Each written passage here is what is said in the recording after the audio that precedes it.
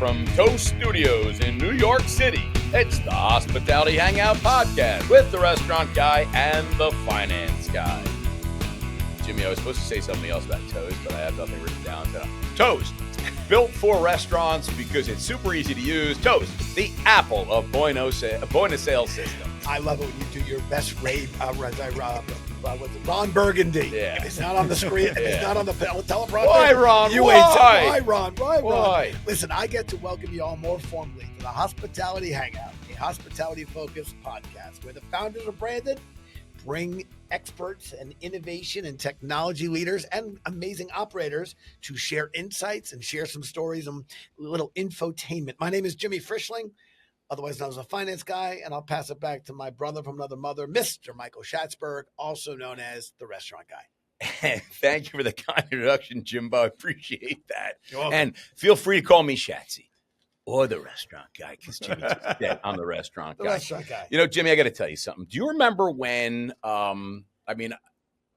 do you remember Three's Company? Do you remember that show? Come and knock on our door. Right.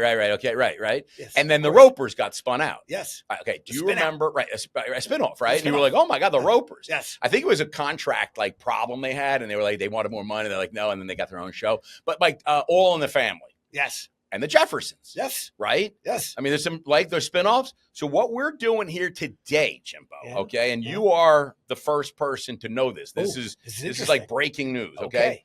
We're doing our own version of spinoffs. Really? And we are calling this podcast pollination. I'm not sure why, but I don't know how spinoffs and podcast pollination are even aroma, but we are doing, okay, a podcast pollination. Okay. And we have waited for this guest. This is how fantastic our first podcast pollination is. This guest, I have asked this guest to be on the show. I can go back, Jimmy, and look. You can Google it. It was It was- 1971. It wasn't that No. long ago, Jimmy. No. It wasn't. Now you're being silly. Sorry. But it was well over a year ago. Okay. And that's how fantastic this guy is, because he's got no time. Busy. Busy. Busy. Very busy. But I got to tell you, so I met Josh. Yep. I met Josh a few weeks ago. Well, how did I have him? Anyway, but Josh has a podcast called Full Comp Podcast that is like unbelievable. He has like 10 million listeners or something ridiculous. It's like Joe Rogan, Yep. Josh in Full Comp, Yep.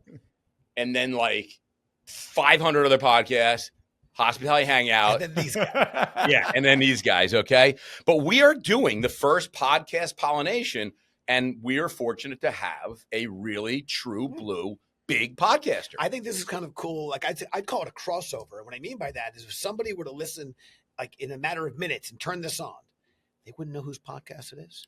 Is it Josh's? Is Is it the it- Hospitality is it- Hangout is or it the Full Full Comp? Comp? Is it the Hangout? It's a crossover. That's loving this. Anyway, Jim, but we got a great. I wanted just to tell everybody that. So we're very fortunate. So That's let's great. So let's how about we bring in our guests? all right. Or maybe we're guests on his show. This was all a ruse to you. That's actually Bring him in, man. this is Full Comp. All right, we're bringing in our friend Mr. Josh Kopel, restaurateur, entrepreneur, content creator, podcaster extraordinaire, and the founder of Restaurant Scaling System. Josh, welcome to the show. Well, that's Thank you for having me, guys. RSS. The Just so you RSS. know, Yes. RSS, not the feed. Restaurant Scaling System. This is gonna be fun. Yes, We're having a sir. good time. Let's do it, guys. Yeah. All right. So I got to tell you. So we have Josh and Restaurant Scaling and Full Comp Podcast. How does one, like people out there listening, you're saying, well, how do you do all this? How do you do all these things? Well, you want to know? I'm going to tell you how, because I went and I dug through. You know, I'm not a big Facebook guy, but I do use it for research. And I went on Facebook and I found baby pictures of Josh. Yeah. I found Josh when he was in his Little League uniform in third grade. He was on the, what was it called? I don't remember the name of the team, but it was red. I think it was the uniform, red or orange. I don't remember. Okay. But anyway, yeah, so at 13 years old, Josh was working at his cousin's fruit stand, unloading big watermelons, not just boxes. Like they don't come in boxes, like watermelons, large, and they had seeds. So they were heavy. They were the real OG. They weren't seedless, Jimmy. They were the watermelons. Watermelons with seeds. All right. You don't see a lot of with seeds. And from what I understand, you know what, and you can verify this, the seeds are very healthy for you. You should be eating watermelon with seeds and swallow the seeds. I did not know that to be true. I just made that up. Nor am I going to trust it. No, but you got to, if God put the seeds in the watermelon, he'd want you to eat them. Or grow more and then we use science to take the seeds out of the watermelon. Anyway, he's in Louisiana. He's doing this whole watermelon thing, right? He walks in. He does that for 4 years. He's exhausted. His arms are killing him, okay? 4 years he's doing it. 17 years old, he walks into a bar. Not even supposed to be in the bar, okay? And he saw it as a place to drink. What? Well, a bar is a place to drink. Well, that was pretty good. So he bartended, but he liked it. He liked the energy. Okay.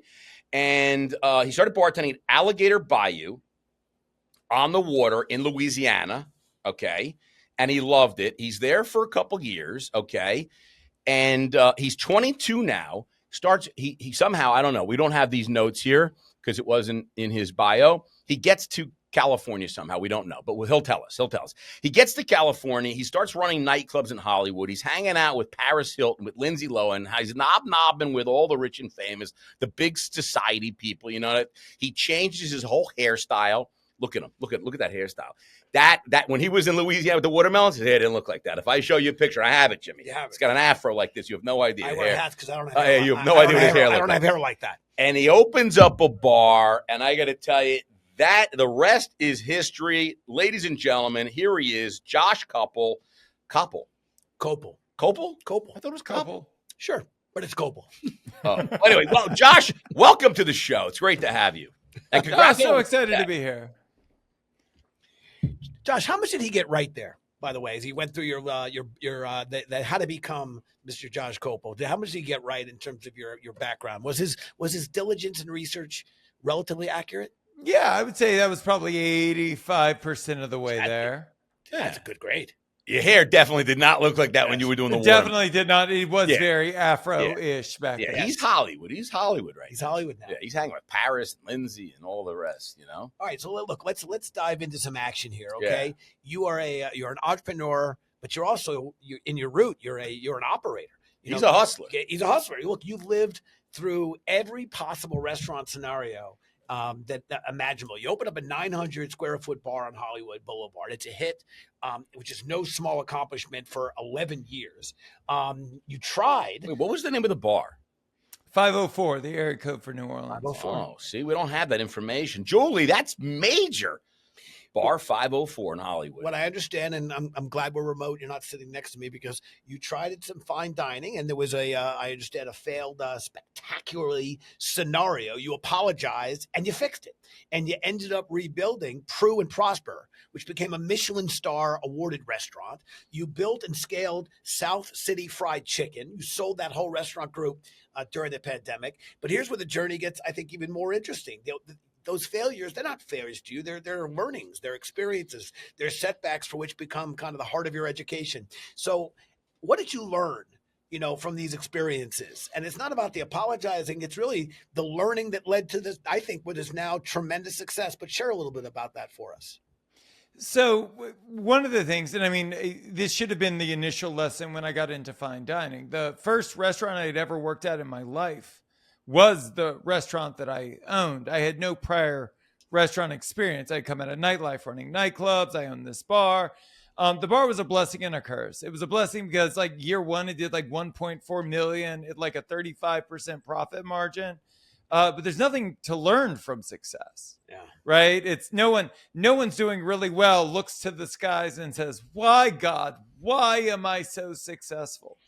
Like George Costanza. Exactly. That'll make me so successful. I don't have to, what do I do with all this money? You guys have to pay taxes on all this money I'm getting? Jesus. Wow. Yeah. Gotta pay. So when I got into fine dining, I had this, this assumption that everything would be as beautiful as everything else. But nothing translates. When you go from one tier of dining to the next, you're always starting at zero. It is a new customer. It is a new set of expectations. It's a new everything. So we lost new everything. And so we lost $250,000 the first year, which was just a god awful amount of money to lose. Fortunately, we were making it with the bar. So I was now robbing Peter to pay Paul. And, it was a lot of foundational stuff. I think that what was a huge strategic advantage for us was not having any experience. So I didn't have any of the assumptions going into fine dining that everyone had. I just led with curiosity. And as a result, it was, once we started paying attention, it was relatively easy to figure out what product market fit needed to look like. We leaned in on that, and I figured out what was really, I think, my calling in this life, which was everyone wanted to be the best restaurateur in Los Angeles, and I was content to be the best restaurant marketer in Los Angeles. And as a result, we did incredibly well. So you're not shooting for like mediocrity. I don't want to have the best. I want to have like just an okay place. Well, here's the thing, Shotzi. I think everyone is trying to like polish the turd till it's a diamond. And then once it's a diamond, they're like, I think I can polish it a little bit more. I can even get better. Everybody's so in love with their own, right? Like, what if we're able to make it a little bit better? We could refine the menu in this way. And we were different. We were tactical. We were looking at how do we scale our per customer average spend? How do we expedite turn times in a way that feels high quality and authentic while being efficient? How do we scale customer frequency? How do we build an affiliate program so everybody's driving traffic to the restaurant? How do we scale events? Meanwhile, everyone else is like, what should we do to the steak seasonally this year, this month? Right. And like, we just didn't give a because that doesn't move the needle. So right now, so you are out of the restaurant business, out of the bar business. I am no longer an active operator. That's what I meant. That's what I meant. Yes. I mean, you are now taking everything that you've learned, all the successes, all the failures, all of these things. You've made a lot of mistakes, and that's how we learn. Sure. And you're now applying it to the RSS, right? Yep. Which you created, the RSS, which is, what does that stand for again? I forget. The restaurant scaling system. Right, the restaurant scaling system. So let's talk a little about the background for you. Are you an ops guy or are you a marketing guy? Like, where do you fit in? Or are you both? I do it all. How do you not do all of it? So the problem with marketing is marketing doesn't work in theory. It works in practical application. So most of the things that the owners I work with are executing, they're executing it through ops. Right. Because four walls marketing is just as important as digital marketing. And so as a result, it kind of bleeds into everything. I think that the hurdle in our industry is overwhelm. And so if you are overwhelmed with ops, it's very hard for you to market effectively. So we deal with both. Yeah, and I agree. Like, to be a really great operator today, you really do have to wear a lot of hats. Certainly, when you open your first restaurant, you are doing everything. Sure. Including it being a plumber, HR, psychiatrist, right? Wear a lot of electrician, marketer. You're probably bussing tables. You're running food. You're bartending. You're purchasing. You're doing it all, right?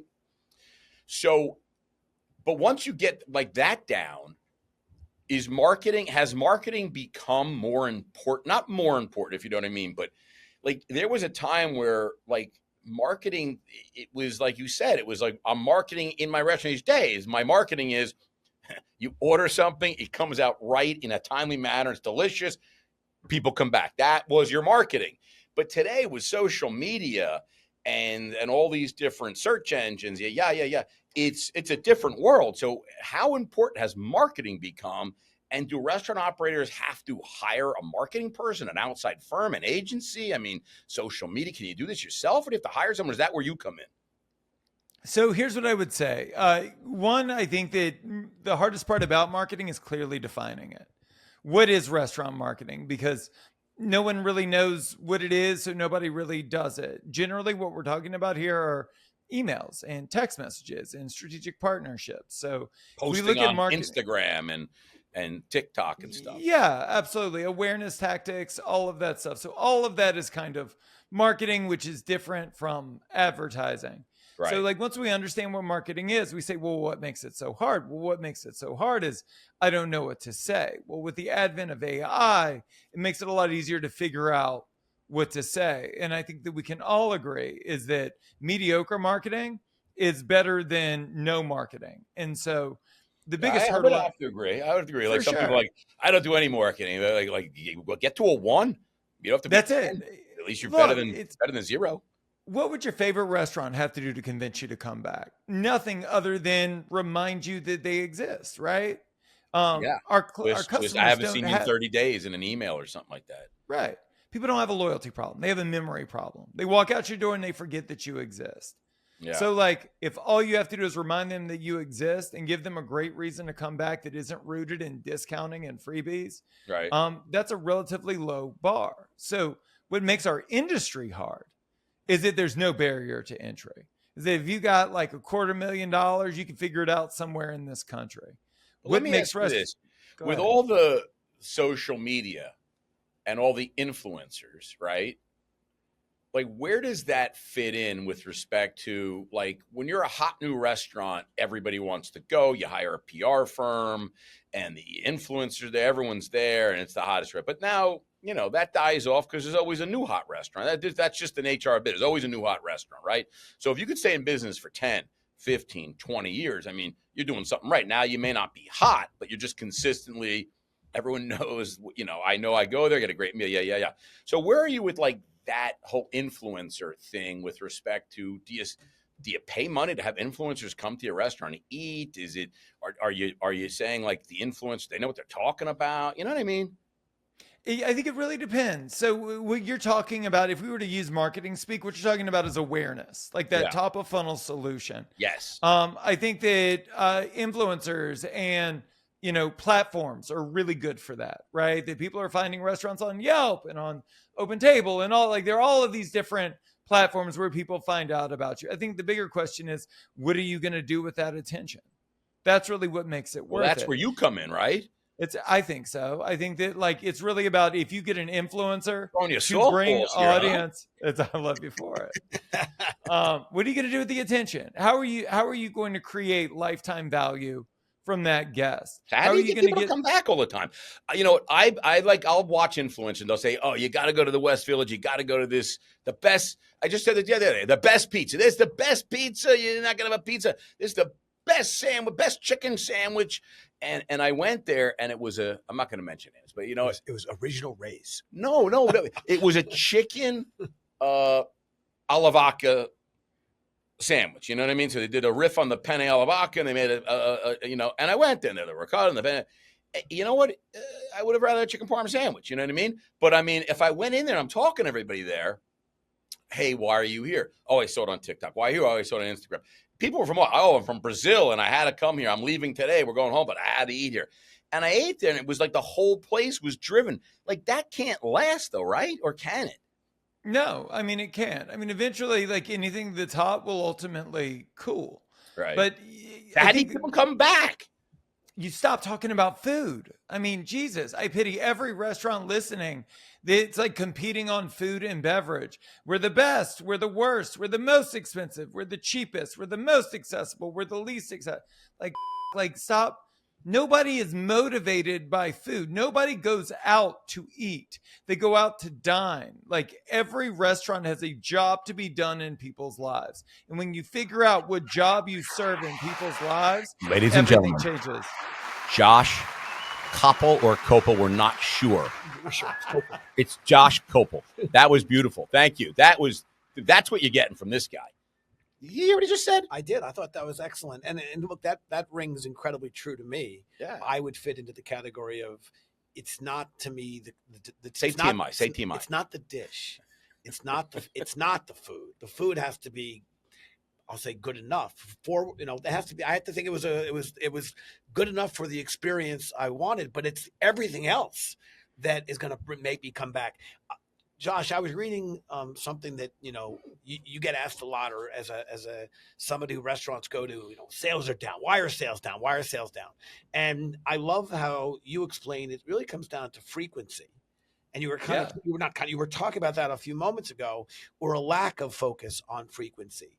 And those who don't focus on the guests who are loyal, who are coming back. And I love that you quickly said, do not deal. It's not the discounters. It's not the Kmart, shoppers. It is the people that are loyal to your joint, and that restaurants. Attention, Kmart shoppers. And that restaurants, we often get obsessed with the new customer, and maybe we're not as focused on the repeat customer. So can you talk a little bit about that? Why is the frequency metric something that you focus on and you're helping other restaurant operators understand, that's what they should be measuring, and that's what they should be focused on improving. Talk about the frequency metric. So foundationally, I hope we can all agree that like for every restaurant out there, if everybody that came in infrequently came in once a month, and everybody that came in once a month came in twice a month, you would have no money problems whatsoever.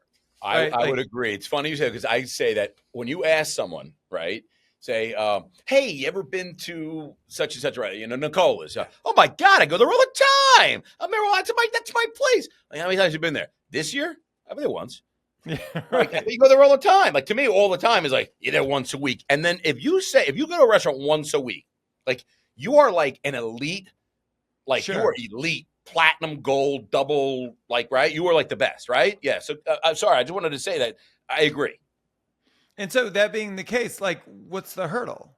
Well, for the people that are infrequent, you just need to remind them that you exist, why they should love you, and then fall in line with whatever they normally do.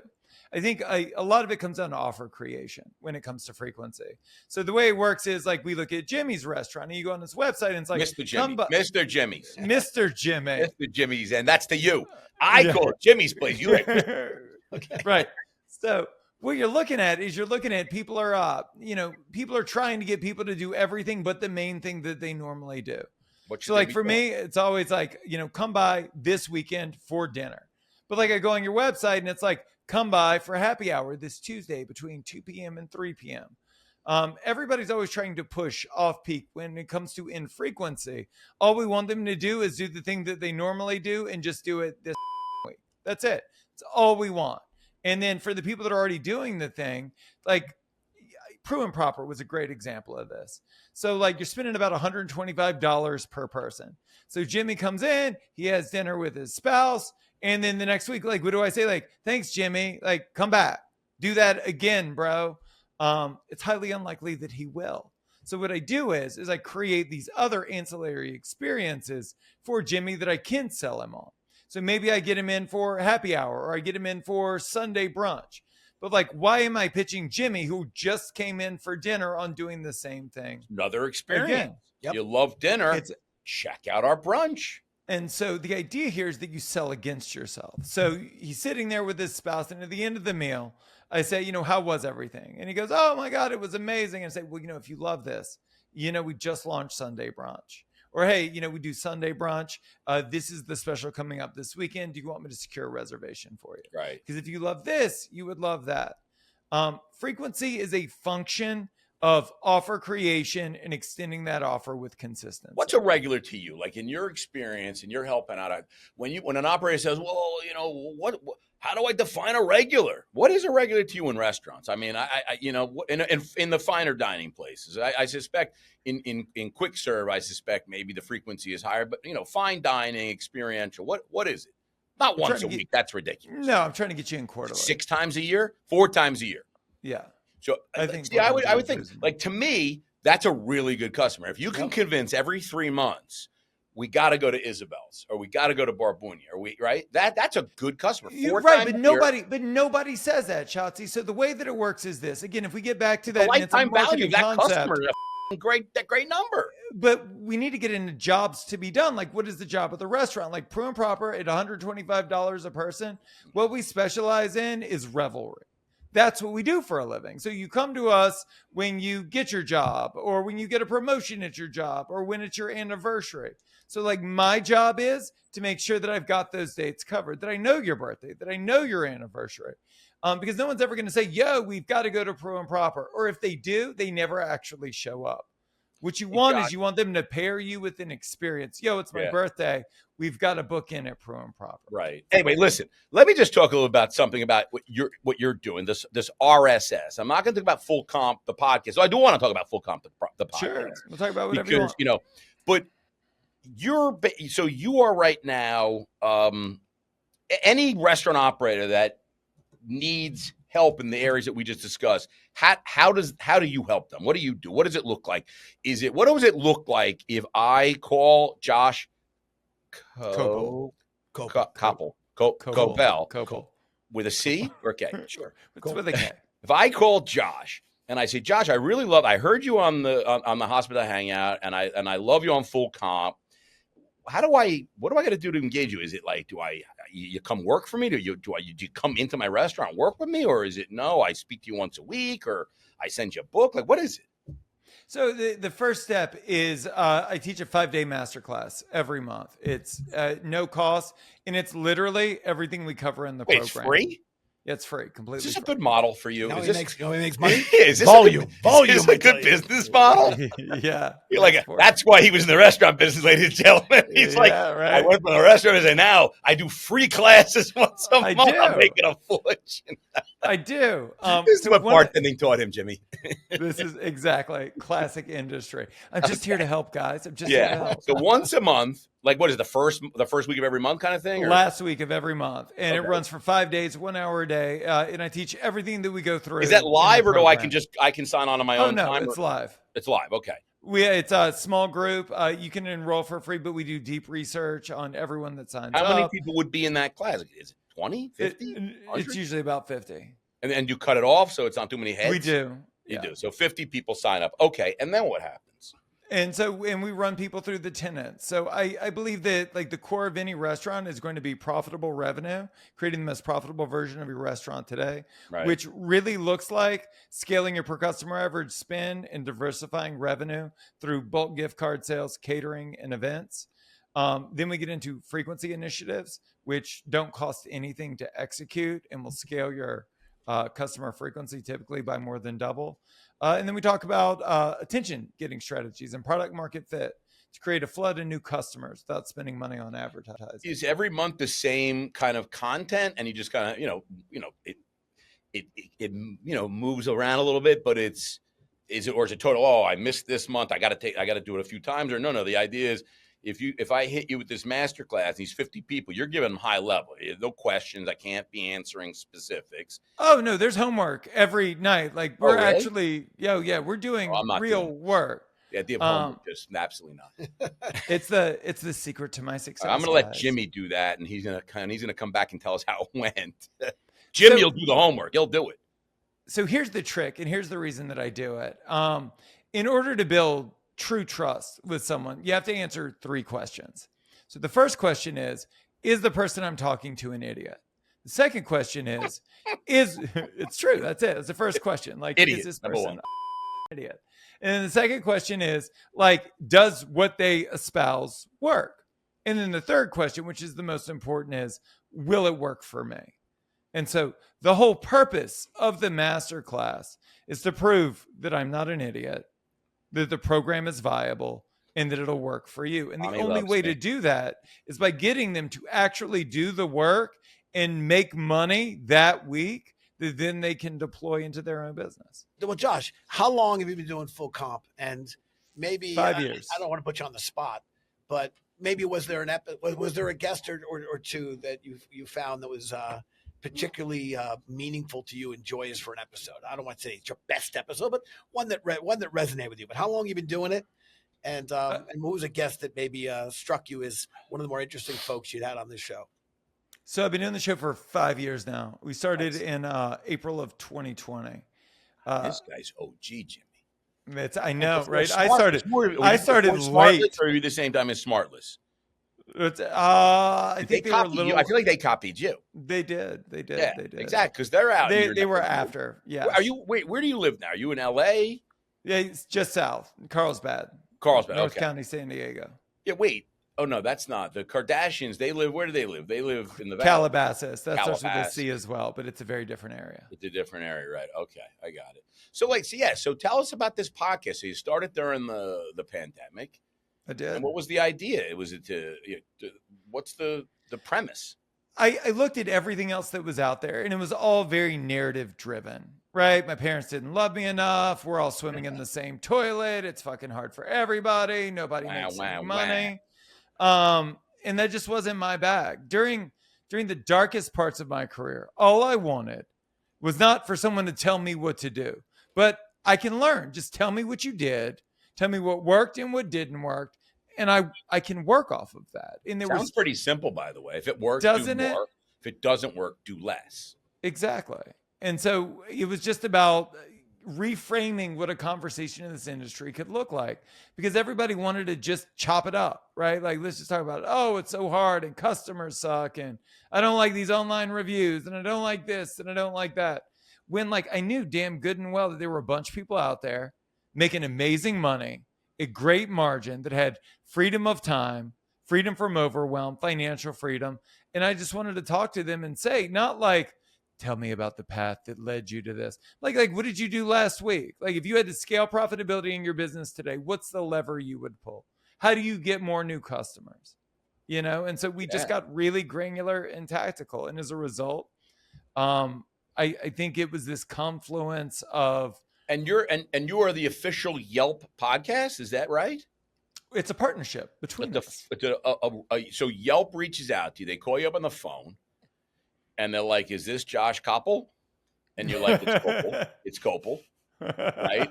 And then they're like, I'm sorry. And then we're like, hey, it's, we're Yelp and we listen to Full Comp and it's resonating and we would like you to podcast for us. No, it was actually. It was actually nothing like that. Nothing like that at all. You couldn't have been more wrong. It did not happen like that at all. But I think it speaks to the ethos of kind of like my approach to everything. So I decided I wanted to get into thought leadership, media, all of that I wanted to build this thing that didn't exist. At the same time, I knew folks over at Yelp, and one of them had called and said, hey, it's the top of the pandemic. How are you doing? To which I said, like we all said, I've been better. Yeah. Right. And he goes, well, what are you going to do? And I said, I really want to get into media, but like what I'm very concerned about is audience. Like I've never been the type, I'm not an artist. I'm not a guy that says, if I just do this show for 5 years and just one person hears it, it'll be worth it. That's not my bag. Like if I do something, I want it to be the biggest thing in the world. Right. So you look at the nature of the partnership. So Yelp has audience, right? More than 250,000 people have claimed think so. Yeah. $1 billion publicly traded company. They're doing great. Yeah. And they have access to 250,000 restaurants at the time, more today. Yeah. But they don't have anything to give them. They don't have any media to give them. And I want to create media and I have no audience. So it was this beautiful relationship out the gate. And so, the goal was, how long would it take us to get to 10,000 downloads? Like how many weeks, how many months, how many years? And we did it in like, I think 18 days, 19 days. That could be like a Guinness record. It was incredible. Julie, can you look this up? Incredible. Julie, that could be a Guinness record. There's no way that you got 10,000 downloads in less than in 2 weeks. That's a record. It was insane. It was absolutely Joe Rogan insane. Doesn't do that. You are the Joe Rogan of the restaurant self-help, if you will. But can I just say, it's a testament to like product market fit. And Jim. That it was like the right thing at the right time. Yeah, no, it was brilliant. So you partner up with Yelp and you're crushing it. We do. It's been wonderful. It's been wonderful to build my network, to have interesting conversations. And like, I'm still learning. So like you asked about the masterclass, does the masterclass change? Yeah, every month as I grow, as I evolve, it adjusts with me. I am growing my business through growing other people's businesses. All right, we got to jump. We got to take a quick break, just a quick break. And we're going to be right back, right? With Josh Kopel. Josh Kopel. We're going to be right back with Josh Kopel from the Full Comp Podcast. He had 10,000 downloads in less than a week or something like that. It was a very big number. It's one of the most listened to podcasts, so all restaurant operators should check it out. But Hot or Not and Branded Quickfire right back, so stay with us. All right, Josh Kopel. Hot or Not. Are you ready? Don't think too hard, okay? You just say hot or not, and then Jimmy is gonna make magic. Let's do it. Social media designed LTOs. Hot or not? Not. Loud kitchens like Gordon Ramsay screaming. Like, is that hot or not? Loud kitchens. Not. Gourmet Jell-O shots on menus. Is that hot? Not. Yelp reviews. Is that hot or not? That's hot. That's hot. Jimbo. That's hot. Jimbo. That's hot. That's Paris Hilton says that's hot. So Jimbo, what do you think? I want to dive into the first one you asked about, which was the social media / the LTO, the limited time offer. Schatz and I have been talking a lot about the importance of social media. Sure. But there has to be an element of authenticity to it. So you went with not, and I imagine as someone who is a expert. Do you think he meant hot? No, I think, well, that's why I'm going to ask him to expand upon it, because I think he values. Did he misspeak? I think, well, let's ask him. I think he values social media strategy. But not. I think it was the combination of the social media and the LTO. But why don't you expand? Because I would have thought as a expert in marketing social media, yes, but you went not when it was tied to LTOs. Could you talk a little more about that? I'm bullish on social media, but not in the way you would think. So the problem with social media is people are using it wrong. Social media is an inherently low intent platform. So like anytime you are selling on social media, you're wasting your time. Jimmy's got an LTO for the cheesiest grilled cheese on the planet. I see it on Instagram and I'm like, that's cool. I'm never going to fucking go. And then I just keep going. Right. Like the problem is we shouldn't be selling on social media. What we should be doing is making offers on social media. So the other side of it is this. If Jimmy has an LTO to sell me and I commented or I liked a post or I just started following him, Jimmy should DM me, say, hey, thanks for the like, thanks for the comment, thanks for the follow. What are you doing this weekend? To which I would say, nothing. To which you would say, cool. We just launched this eating app. Yeah, absolutely. Offer creation. Jimbo. Yeah. So there are 3 verticals, right? There's advertising, there's marketing, and there's sales. And so marketing is general awareness. But like if you're engaging with my shit, I am definitely going to reach out and offer for you to come in. I like it. I can tell you, I'm going to take the masterclass. I got to live. This guy's dropping knowledge. He's knowledge. Really smart. No, I knew the social. He had an idea, and that was going to be hot. But when we paired it with it, again, the LTO, that's when I felt it collapsed. I mean, I got to be honest with you, Jimmy. Correct me if I'm wrong. Do you think we've had a guest this smart on our show? And I don't want to insult any guests, but you got to admit, this Josh Kopel is good. We've had about 400 guests. So if we do say he's the smartest by definition. It's Kopel or Kopel? By definition, we crushed everyone. I don't think Josh even knows his last name anymore. He's well confused. He's like, I got to call my mom. Mom, what is my name? Josh, are you okay? Hey, Shatsy, what's the name of the company on my hat? You have to move back to Louisiana. LA's too tough for you. What's the name of the company on my hat? Say the name. Ajin. That's good. Well, because I know that's not adding. It's like Ajin, right? Ajin. Yeah. I was trying to see if you got that one right. So you got Ajin. You can't get Kopel. I'm looking to tee up some music. music. No, I will say though that I find his approach to the marketing and to frequency that I found. I will never forget this podcast, particularly because of the frequency metric. I think one of my favorite parts of this or any podcast, the frequency metric. Focus on the folks that are showing up and get them to continue to show up. For sure. That's my I'm looking for some music here for this next segment. Take your time. No, it's not even time. I don't We're see good. We're here. We're good. I don't see it here. I'm looking for because we got a great bit coming up, and I don't see it. It's The Price is Right. It's not here. Julie, we got a problem here. There's no restaurant people and technology. It's a thing. Yeah, it really is.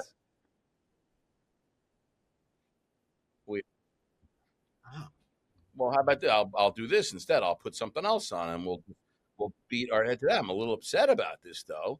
How is it not here? It was my biggest thing. Somebody played with your soundboard. It's been a lot of playing around here. All right, Jimbo, we got The Spice is Right. Our take on The Price is Right, and we were playing with Josh Kopel, a.k.a. Josh Kopel from Full Comp Podcast, one of the most listened to podcasts with over 10,000 downloads in the first hour. Of the podcast during the pandemic.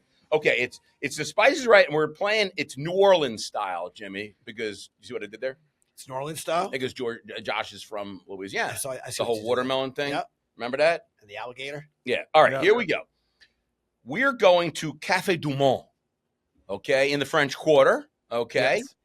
And we're going to guess the current price. Jimmy, you know this place. You've been in New Orleans, right? I know. And the current price of right, yes, Jimmy, yes, the beignets. I don't want to get ahead of myself. No. What am I going to eat there? Oh, the beignets. It's a coffee, and a order of beignets. Beignet. Beignet. Beignet. It's French. You see a trend here? Kopel, beignet. Yeah. I need help. Schlossberg, Schatzberg. At Cafe Du Monde. Okay, Jimmy, you were going to guess first. What is the price? Okay. Cafe Du Monde, Yeah. the famous, or Cafe Du Monde, whatever you want to say, a beignet and coffee. How many beignets come in an order? Josh, do you have any Three. idea?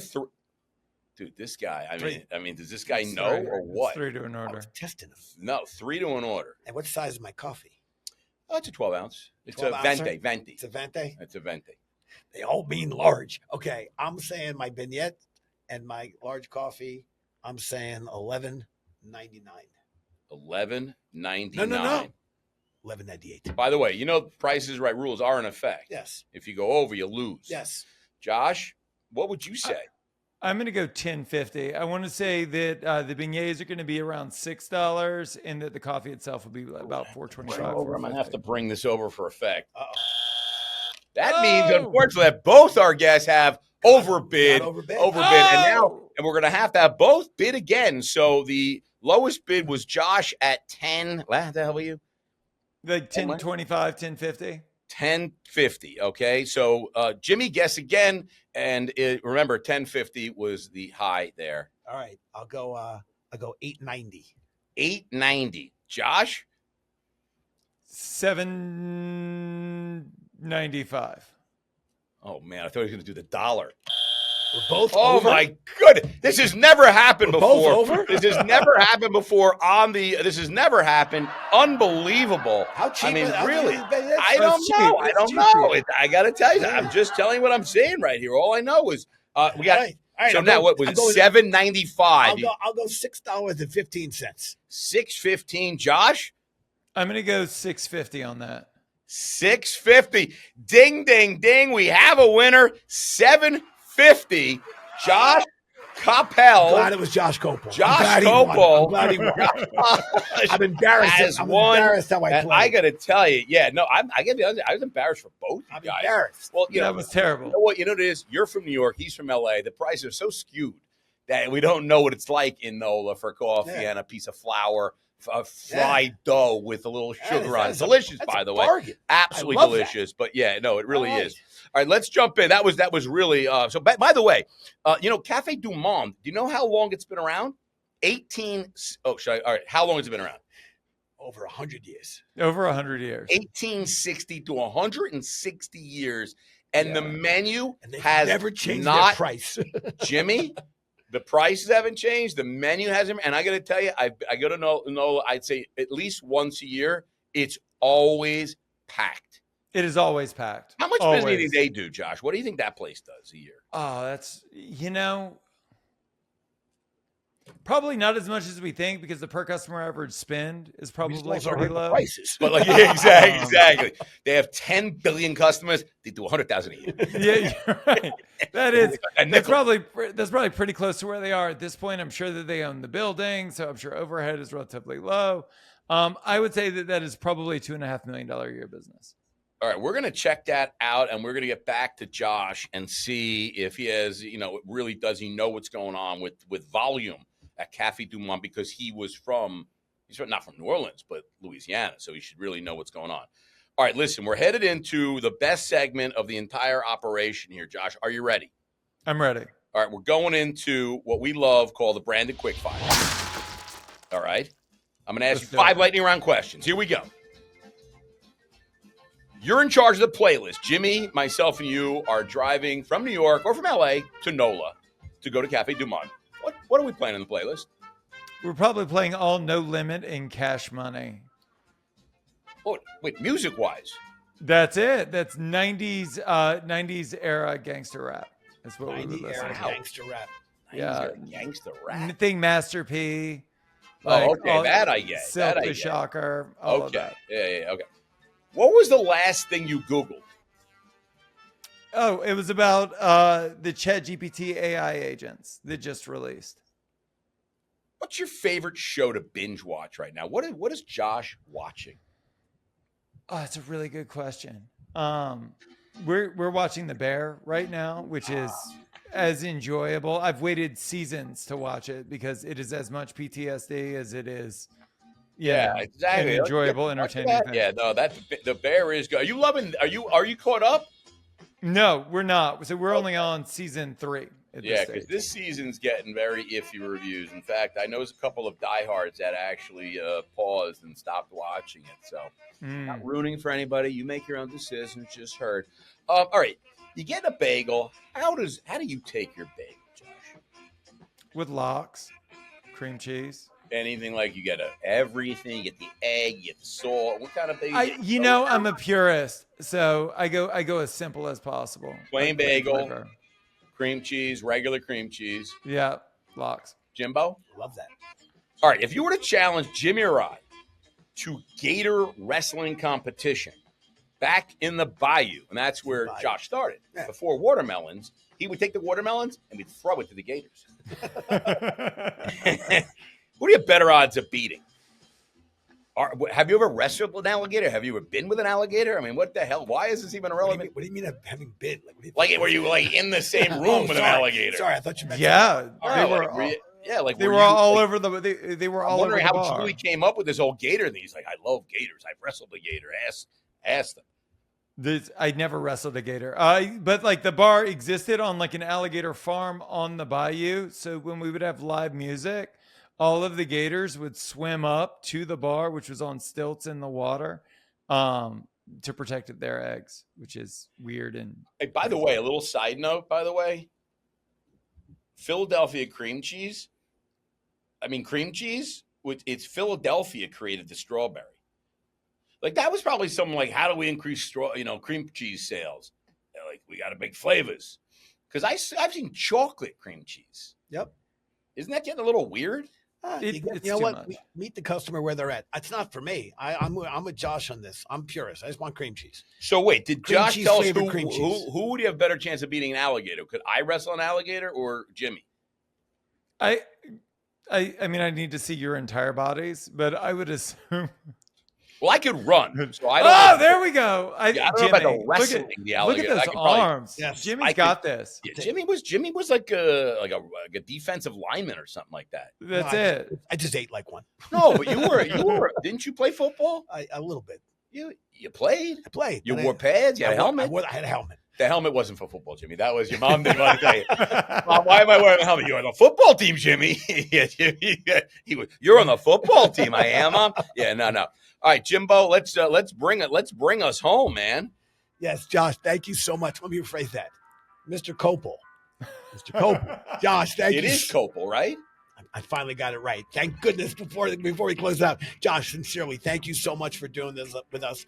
Really enjoy watching your stuff, listening, and love what you're doing for the industry. Love the diversity and just the dimensionality of your business. If you want to get in touch with Josh directly, you can email the podcast team at podcast@brandstrategic.com, or you can check out Full Comp. Is it Full Comp? What's the URL? Full Comp. It's restaurants.yelp.com/full comp. Boom. There you have it. And then how do I get in touch with you? Forget the podcast. Obviously, I'm going to find that. I go to Spotify and put in Full Comp, right? Yep. And that'll come up. But how do I get in touch with you for your masterclass? I got to sign up. Just go to joshkopel.com. You can sign up on the homepage. That's Kopel, accent over the O. Right? Of course. Listen, I got to tell you, this guy's dropping knowledge. There's nothing better than a bartender, restaurateur, restaurant owner, operator turned guru giving knowledge. Josh he's into this, and he's very authentic. And I have to tell you, there's no surprise to me why people are resonating, because he's excited about this. He wants the operators win. That's kind of what we want to do. And he doesn't charge for anything, which I find to be incredible. This is a guy who's giving back. He's like, you know what? It's not about the money. Your success. It's my do it for the love of the sport. The love of the sport. Listen, check us out. If you haven't already, thehospitalityheadline.com. That is our newsletter every Saturday. If you want to see our ugly mugs, you can go on YouTube at Hospitality Hangout. You can check us out. When I say ugly, that's me and Jimmy. Josh, got hair like gorgeous. You got to see this guy. And I don't know what he's doing over there in Hollywood. I know what he is doing. He's definitely having those protein smoothies over at Irwin, right? He's not eating excessive Erewhon, right? And he's getting avocado toast, and he's probably doing peels and all sorts of things like that because he looks good, right?